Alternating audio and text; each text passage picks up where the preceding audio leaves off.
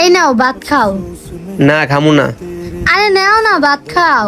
বলছি না খামু না। আমার অশান্তি লাগতাছে, আমার শান্তি লাগতাছে না।